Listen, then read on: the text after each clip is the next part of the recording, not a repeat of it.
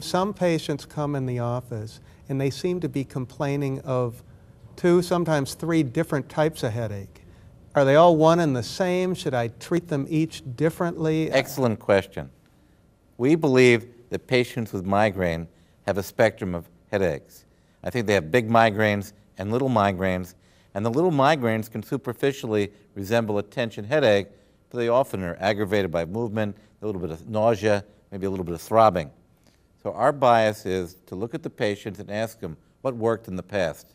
And the patients will tell us, you know those little headaches I get? Often I'll take an over-the-counter medication like aspirin or non-steroidal, and they'll be treated, but they won't help my big ones.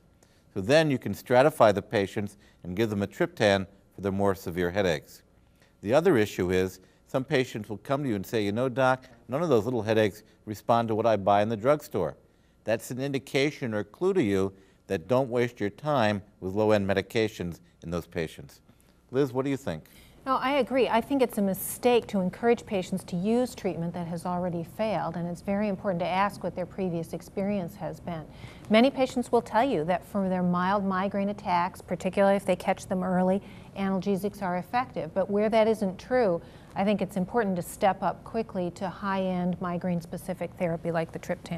One other thing that's worth mentioning is that if you're consistently getting poor results from an oral triptan, it's important to remember that although patients may not have an initial preference to use them, we have nasal spray and injectable versions of the triptans that sometimes work more reliably for those patients, and thinking about moving up to different formulations is important in those circumstances.